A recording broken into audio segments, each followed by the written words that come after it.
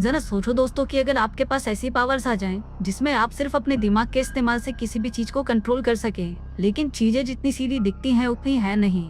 कहानी की शुरुआत में हम एंड्रू को देखते हैं जिसकी जिंदगी अभी कुछ खास अच्छी नहीं चल रही। एंड्रू की माँ को कैंसर है और उसके पास इतने पैसे भी नहीं है कि वो अपनी माँ का ठीक तरीके से इलाज करवा सके, जिस वजह से वो हर दिन अपनी माँ को धीरे धीरे मरते हुए देखता है। एंड्रू के फादर एक फायर फाइटर है और टाइम के साथ साथ उन्होंने शराब पीना शुरू कर दिया, जिसके चलते वो अपनी जिंदगी का सारा गुस्सा एंड्रू को पीट कर उतारा करता था। एंड्रू सोचता है कि ये तो मेरे साथ होता ही रहेगा, इसलिए उसने अपने आप को बिजी रखने के लिए एक कैमरा खरीद लिया और उसने अपनी आसपास की लाइफ को रिकॉर्ड करना शुरू कर दिया। लेकिन वो जब अपने कैमरे के साथ स्कूल में जाता तो वहाँ भी बच्चे उसे परेशान करते और उसे पीटकर उसी कैमरे से उसकी पिटाई को रिकॉर्ड करते। स्कूल की कुछ लड़कियां उसे कैमरा बंद करने को कहती हैं क्योंकि वो उन्हें काफी अजीब लग रहा था। एंड्रू का एक कजन था जिसका नाम मैट होता है और एक यही है जिसके साथ एंड्रू अपना ज्यादातर समय अच्छे से बिताता है। फिर मैट उसे कहता है कि आज रात हमारे स्कूल में एक एनुअल पार्टी है और तुम्हें भी उसमें चलना पड़ेगा। अब एंड्रू लोगों से इतना ज्यादा इंटरेक्ट नहीं करता था, लेकिन सिर्फ रिकॉर्डिंग करने के लिए वो पार्टी में जाने के लिए तैयार हो जाता है। पता नहीं क्यों पर उसे अपने कैमरे के साथ बहुत ही लगाव हो गया था।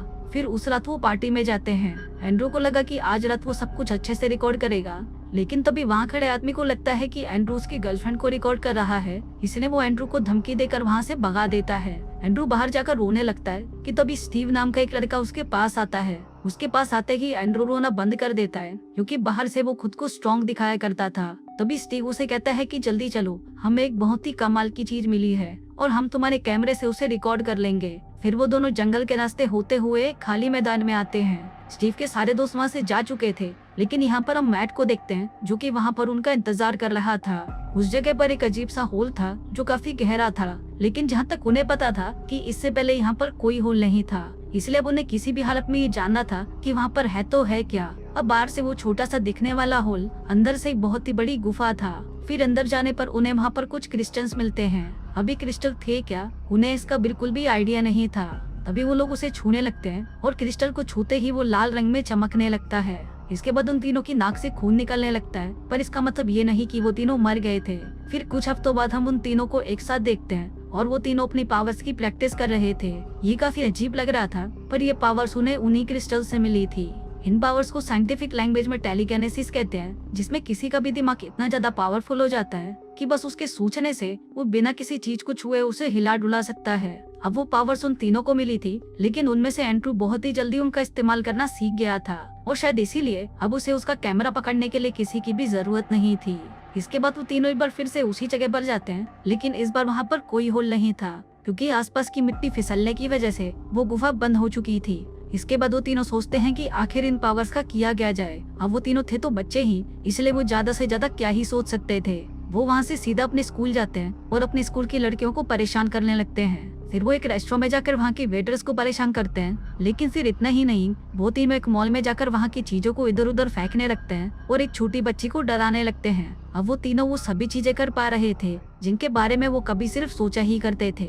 लेकिन अब यहाँ हद तो तब पार हो जाती है जब सड़क पर ड्राइव करते वक्त एंड्रू उनके पीछे हॉर्न मारने वाली कार को सड़क से नीचे फेंक देता है और वो बेचारा अपनी कार के साथ एक तालाब में गिर जाता है। लेकिन मौका रहते स्टीव उस आदमी की जान बचा लेता है। फिर मैट एंड्रू से कहता है कि हम दिन ब दिन ताकतवर होते जा रहे हैं और इसलिए हमें कुछ रूल्स बनाने होंगे। रूल नंबर 1, हम किसी भी जिंदा चीज पर अपनी पावर्स का इस्तेमाल नहीं करेंगे। और रूल नंबर 2, जब भी हमें गुस्सा आएगा तो हम अपने आप को संभाल लेंगे, क्योंकि आज उसी की वजह से एक आदमी मरते मरते बचा है। अब एंड्रू ने ये जानबूझकर नहीं किया था, वो तो बस उसे रोकना चाहता था, लेकिन फिर भी वो अपनी गलती मान लेता है। इसके बाद वो एक पुरानी फैक्ट्री के पीछे अपनी पावर्स की प्रैक्टिस करने लगते हैं और कमाल की बात ये थी कि अभी स्टीव ने उड़ना भी सीख लिया था।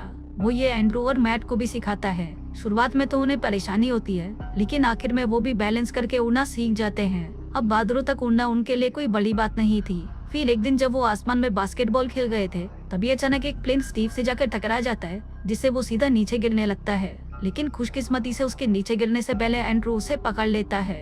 अब स्टीव खुद को जिंदा देखकर बहुत खुश था और वो पहली बार किसी उड़ते हुए प्लेन के सामने आया था। अब इस तरह का एक्सपीरियंस उनके लिए बहुत ही मजेदार था, जिसके बाद अब कहीं भी उड़ के जाना उनके लिए बहुत ही आम बात हो गई थी। यहाँ तक कि वो अपने स्कूल से घर तक भी उड़कर ही आते थे।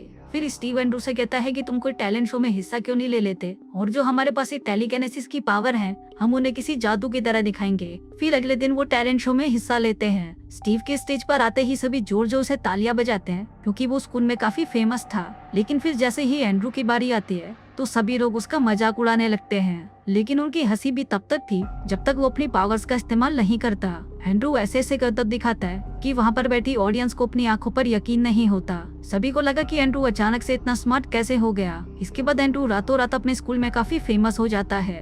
सभी उससे बातें करना चाहते थे और उसका दोस्त बनना चाहते थे, पर किसी को भी ये पता नहीं था कि ये एंड्रू नहीं बल्कि उसकी पावर्स कर रही थी। यहाँ तक कि एक लड़की एंड्रू के साथ प्यार करने के लिए भी तैयार थी, लेकिन एंड्रू ने अपनी पी रखी थी कि वो उस लड़की के ऊपर उल्टी कर देता है। स्टीव उसे समझाता है कि कोई बात नहीं, ऐसा होता रहता है, लेकिन एंड्रू स्टीव के ऊपर ही चिल्लाने लगता है। अब पावर्स मिलने के बाद वो अपने गुस्से पर कंट्रोल नहीं कर पा रहा था। वो एक मकड़ी को पकड़कर उसके हाथ पैर अलग करके उसे मार देता है और यहाँ पर उसे एहसास होता है कि उसे मारकर उसे कोई भी दुख नहीं हुआ।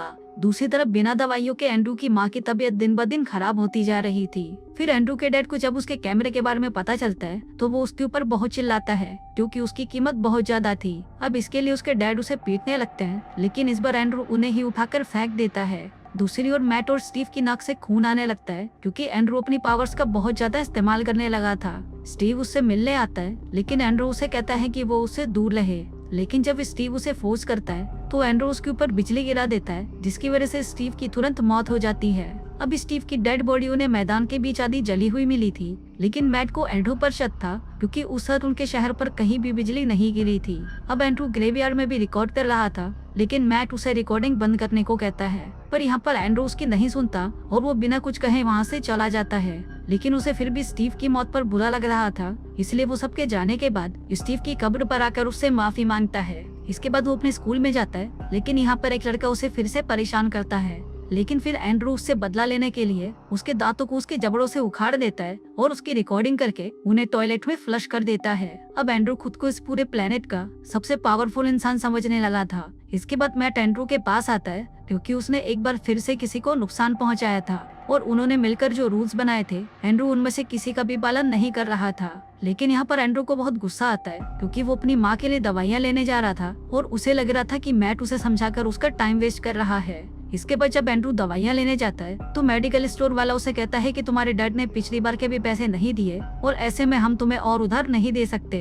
अब एंड्रू के पास और कोई रास्ता नहीं था सिवाय चोरी करने का, इसलिए वो अपने डैड का फायर फाइटर सूट पहनकर कुछ लोगों को लूटने जाता है। लेकिन चेहरा ढकने के बावजूद भी वो लोग एंड्रू को पहचान लेते हैं और इसीलिए एंड्रू उन्हें बुरी तरह मारता है और उनके पैसे लूट लेता है। पर सिर्फ इतने से पैसे काफी नहीं थे, इसलिए वो एक ग्रोसरी स्टोर में जाता है और वहाँ पर भी लूटपाट करने लगता है। दुकान का मालिक उसके ऊपर शूट करता है, लेकिन तभी एंड्रू उस बुलेट को पेट्रोल पंप की तरफ मोड़ देता है, जिससे वहाँ पर बहुत बड़ा धमाका होता है और एंड्रू की बॉडी में आग लग जाती है। उसे तुरंत हॉस्पिटल में एडमिट किया जाता है और जब उसके डैड उससे मिलने आते हैं तो वो उसे कहते हैं कि उसकी माँ अब इस दुनिया में नहीं रही। लेकिन यहाँ पर भी वो इन सबका जिम्मेदार एंड्रू को ही ठहराता है। वो कहता है कि मुझे पता है कि तुम सब सुन रहे हो, इसलिए इन सब के लिए मुझसे अभी माफी मांगो। उसके डैड उसका गला दबाने ही वाले थे, लेकिन तभी एंड्रू को होश आता है और उस कमरे में एक बार फिर एक बड़ा धमाका होता है। दूसरी तरफ मैट की नाक से बहुत सारा खून निकलने लगता है क्योंकि एंड्रू अपनी पावर्स को यूज कर रहा था। फिर मैट एंड्रू को रोकने के लिए आता है, लेकिन यहाँ पर ऑलरेडी बहुत देर हो चुकी थी।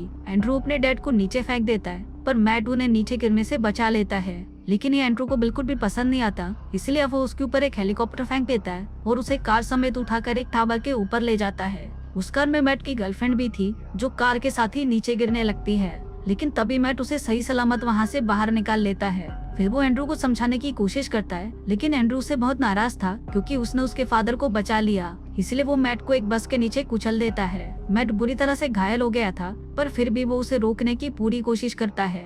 लेकिन अब एंड्रू ने अपने ऊपर से कंट्रोल खो दिया था, इसलिए वो लगातार अपने आसपास के लोगों को नुकसान पहुंचाने लगता है। और फिर आखिर में उसे रोकने के लिए मैट उसके पीछे लगे स्टैचू के हाथ से भाला निकालकर उसे एंड्रू के शरीर के आर पार कर देता है और यहाँ पर एंड्रू की मौके पर ही मौत हो जाती है। फिर पुलिस मैट को अरेस्ट करने आती है, लेकिन वो वहाँ से भाग जाता है। अब इसके कई हफ्तों बाद हम मैट को तिब्बत की पहाड़ियों में देखते हैं, जहाँ पर वो अपने साथ एंड्रू का कैमरा लेकर आया था। वो रिकॉर्डिंग स्टार्ट करके एंड्रू से माफी मांगता है क्योंकि उसका उसे मारने का कोई इरादा नहीं था, लेकिन उसे मजबूरी में ऐसा करना पड़ा। फिर मैट उस कैमरे को वहीं छोड़कर वहाँ से आगे चला जाता है और इसी के साथ ही ये कहानी यहीं खत्म हो जाती है।